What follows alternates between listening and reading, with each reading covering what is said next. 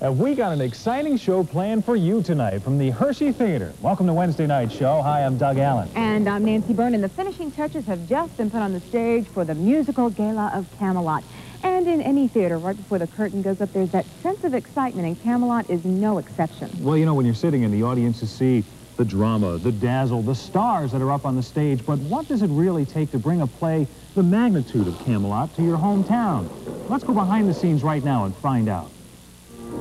Don't let it be forgot that once there was a spot for one brief shining moment that was known as Camelot. Your Majesty. Even though no one has ever located its actual place, the pageantry, the excitement, and the romance of Camelot is brought back to life on stage. And creating that illusion of chivalry and splendor takes a lot of cooperation and dedication. Richard Burton may have created the role of King Arthur in Camelot, but it's Richard Harris who keeps it alive. He starred in the movie version of the musical, a part he almost didn't get. I set part of a sort of a marvelous, devious campaign to get it. I sent telegrams every day to Jack Warner in Warner Brothers, marvelous telegrams saying, Burton wrong, signed Harris. Must have Harris, signed Harris. Burton would be a disaster, signed Harris. Camelot will flop without Harris, signed Harris.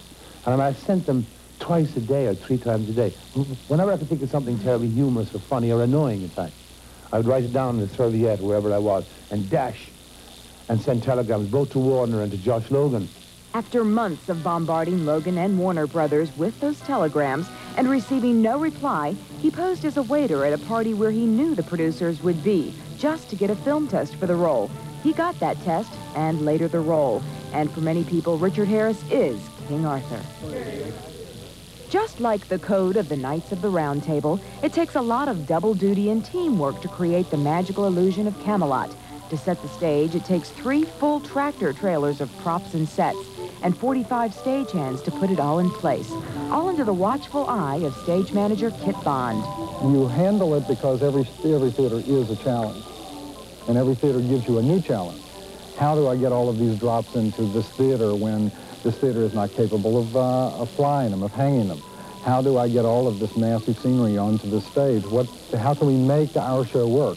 Our show is laden with props and lush scenery. So we have to figure out how to get that out there, or the show doesn't have the same impact.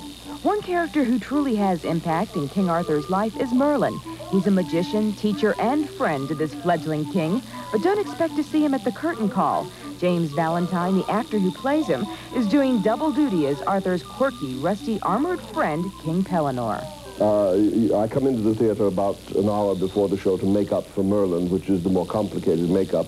And then I change into Pellinore rather quickly, because I come off as Merlin and have to make an entrance as Pellinore within about 7 minutes, I think. That transformation is made complete each evening, not by Merlin's magic touch, but by the wizardry of hair and makeup expert Carmel Vargas. James does his own makeup. He's a veteran. He's been doing it for years and years, and he prefers to do it that way. So when he's about ready for the wig, I just go and apply the wig and the goatee, and he applies his armor and his costume, and away he goes. Carmel's job is a monumental task, as most every female cast member is donning some romanticized style of wiggery on the stage. I'm usually here around 7 in the morning, and I would say by 4:30, everything is just about ready to go. I usually save Guinevere's wig for last because it's hair down to the waist and it's human hair. And especially on a day like this when it's raining, there would be nothing left by the time the curtain went up, so. But more double duty is going on backstage. Denise Bookmeyer, the personal dresser of Richard Harris, is also the mother of the cast's youngest member, Billy Bookmeyer. Just like any other 14-year-old, this young man has to go to school. And how do you do that when you're on the road? Well, I have a tutor, and his name's Bill James. He's great, and he's the best, and I really enjoy it. And we do schoolwork whenever we get a chance, which is a lot of time. I do a lot of work. It's just a pain sometimes, but I like it. His tutor isn't imported from the outside, but can be found each evening in the chorus of Camelot. Bill James was a classroom teacher in New Jersey for 3 years before he surrendered to his true love of theater. Oh, well, this is so much more informal. We have lots of fun. You know, I don't have to do lesson plans or work with PTA or playground duty or anything like that. It's all left up to me. Dr. James not here? In Camelot, even Richard Harris has a double role, that of star and director. But he says the whole cast and crew has the final say in the production. They are, and have become what they really are, the most caring company. I mean, anything that goes wrong, they'll stamp on it straight away. I like you, Mrs. And after Mrs. Q, or and after makes a mistake, it's down in the book straight away. And they're it's discussed. After 27 years since its debut on Broadway, America still has a love affair with Camelot.